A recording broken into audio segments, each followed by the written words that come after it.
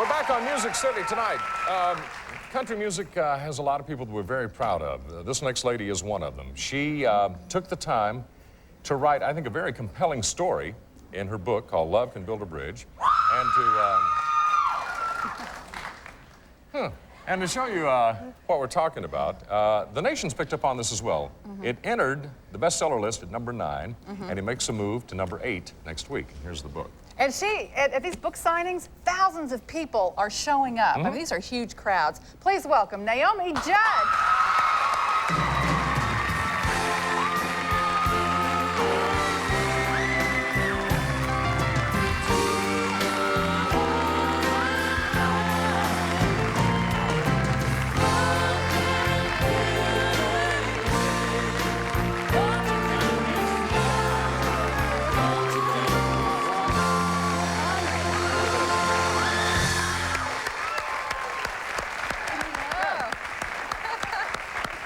Make yourself at home here. Right by the microphone, if you would. There you go. Let me tell you, these people are crazed. They are crazed about you. They're my kind of people.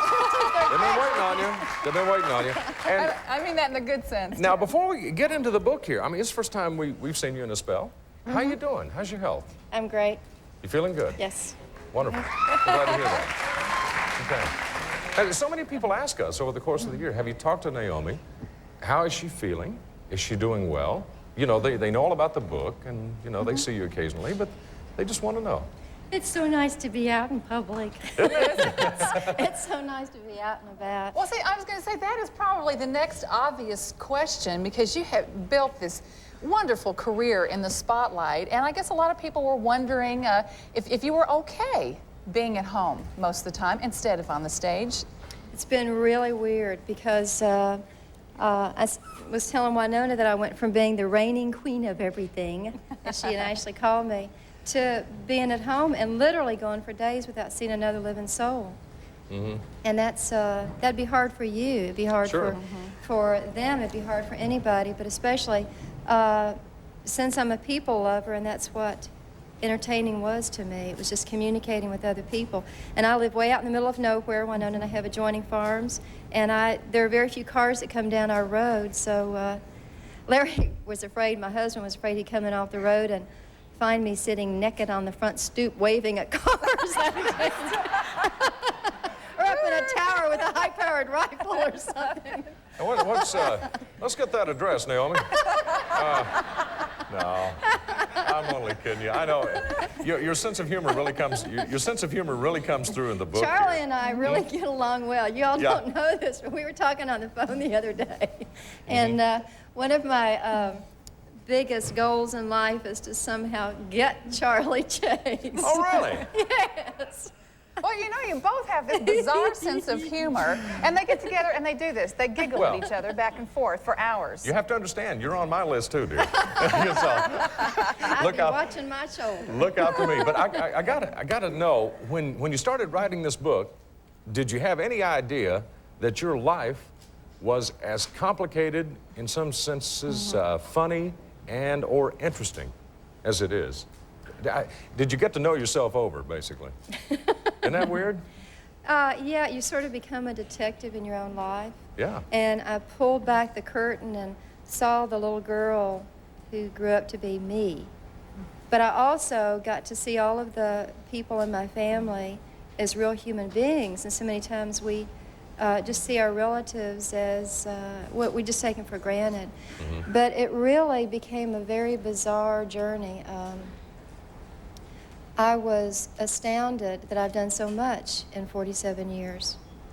Yeah. It almost drove me over the edge, frankly, writing this book. And what does that mean exactly? Well, first of all, I was really grieving about losing the career and not seeing Winona. That was really painful.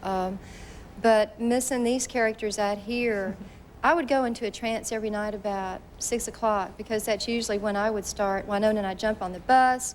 We'd start putting on our Judd lips and, you know, the outfits and doing vocal warm-ups and making up the set list. And I just felt like my whole life I'd waited for that career.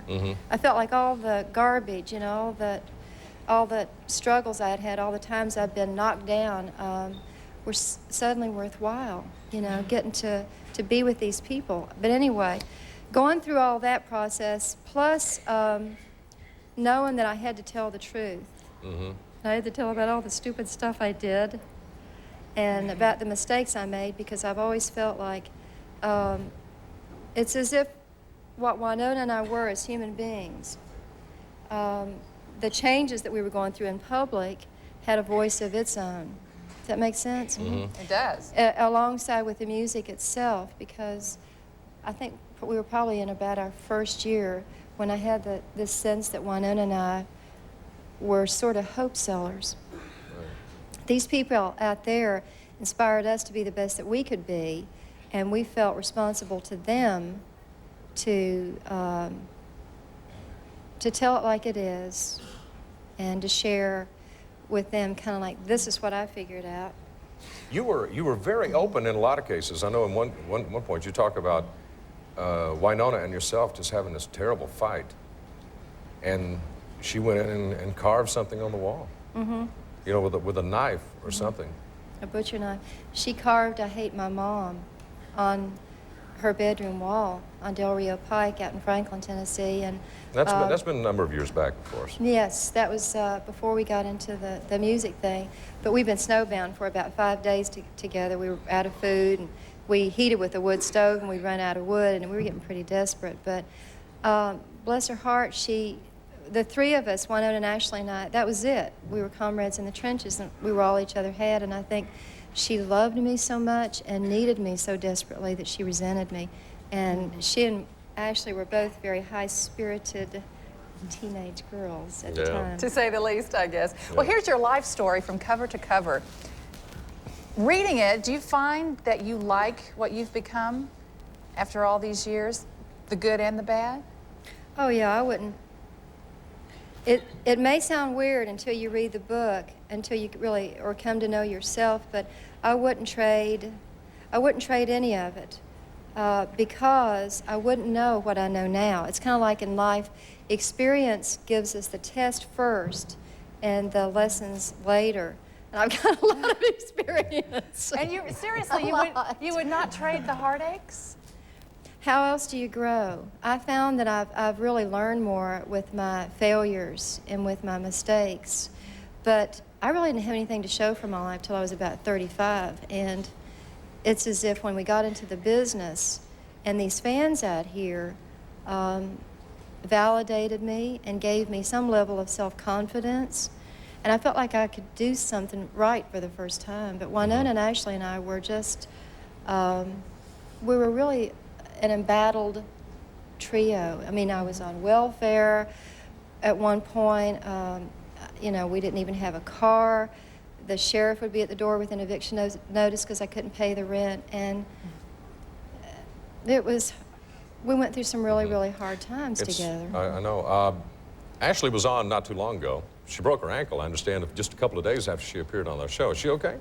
She recovering well? Yes. Were you the nurse that day by any chance? I went back to work at the hospital I worked at before the country music career happened. Yeah? I was her private duty nurse at Williamson County Hospital. She wore me out, I'm telling you.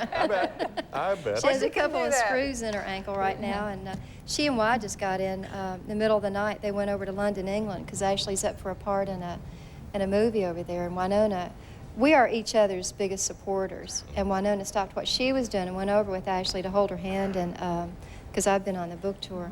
Quick question, because I know people ask you this a lot, and they are constantly calling Charlie and I and writing us and saying, you know, Naomi looks so good right now, and she seems to be so healthy. Here it comes.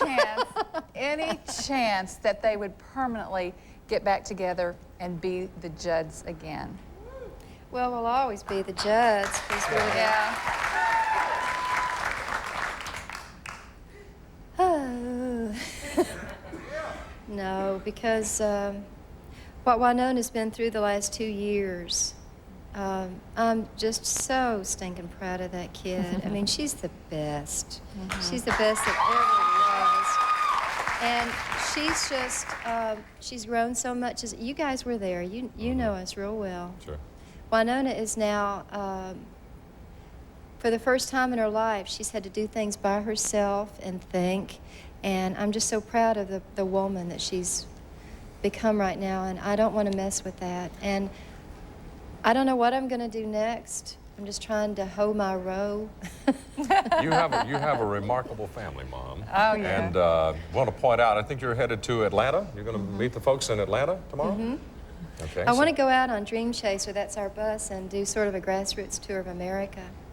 Because I want to, you know, see people. Well, I hope you enjoy it. I know you will, because the fans are clamoring to see you again. I know you have a lot of things to tell them. And you two are in there. I know, page 460. I looked it up. He looked it up. I couldn't believe it. But in the meantime, pick up the book. You'll get a real charge out of reading how she and Larry found out they loved one another while standing next to a dumpster. It's a very romantic story. Love can build a bridge. Than life. It From is. the lovely Naomi Judd. It's good to have you here, darling. We'll be back. More music from Kathy Mattea and Ronnie McDowell next on Music City Tonight with Brooke and Chase. I'm Naomi Judd, and I just spent the last 2 years writing our life story. It's a remarkably candid and fascinating book. And it's really heavy. Love Can Build a Bridge, published by Villard Books at bookstores now.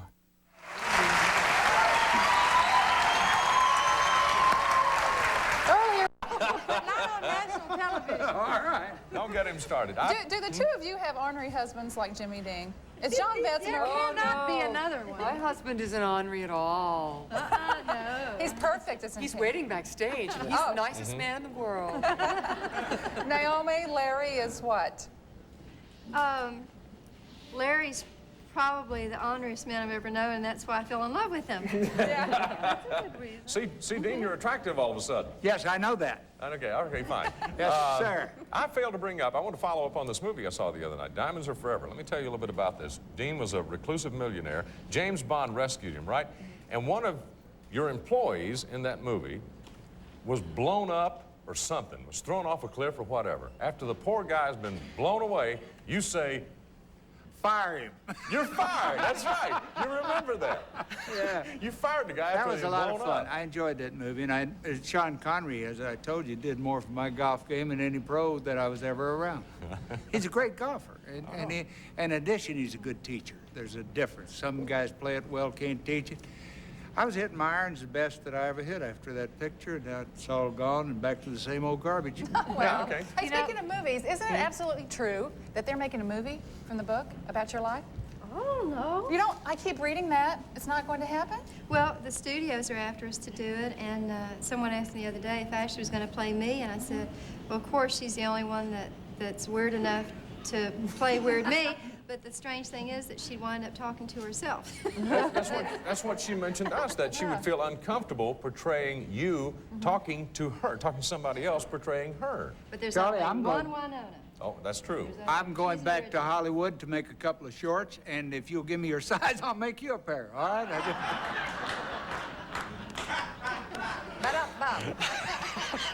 He's wearing boxer shorts, and he knows how to use them.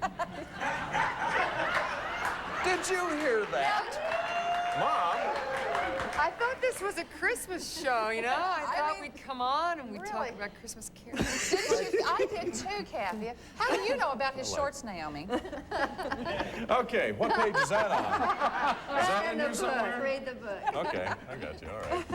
I'm so ashamed. Oh, don't be. It's Mama at him. Judd. Look at him. It's Mama Judd having fun with me here. I know. She is really a big practical joker. I know she is. Big time. That's what scares me. I know. That's why I But keep an eye on it. I left my whoopee cushion with Don Imus in New York yesterday, the big shock jock. He's kind of like a Howard Stern. I was on his show, and I gave him my whoopee cushion. So he was doing the world news, and I was on my way back to the hotel in a taxi cab, and I could hear him doing The whoopee cushion? after every international announcement. It was a little irreverent. Reba had my big fake vomit. I got to get that back from her. It's the 2 foot wide, the new and improved. not just the little stuff. It's This the is kind that shows up behind your monitor when you're in the middle of your most sensitive song. I know this vomit. You're a terrorist. You're not, you know. Gotta You watch for her. entertainers. I Well, know. we truly are going to get back into the Christmas spirit, We and are. we're going to ask Kathy Mattea to drag us kicking and screaming there after this break. We'll be right back.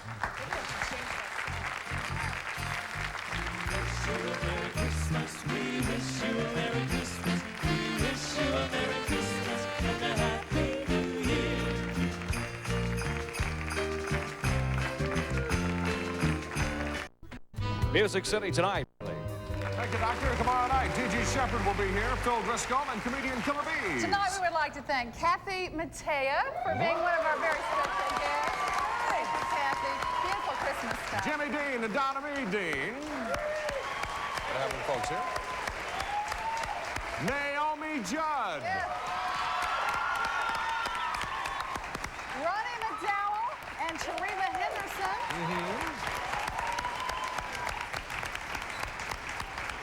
And of course, our fabulous Buddy Skipper and the Music City Tonight band and singers. Yes, did a wonderful job. All right. This has been a big-time fun show with some wonderful people. We thank you all for taking time from what is a holiday season for most of you to be a part of us, with us, and we wish you a very happy holiday. And we hope you'll join us tomorrow night for Music City Tonight. Thanks, So long. everybody. We'll see you tomorrow.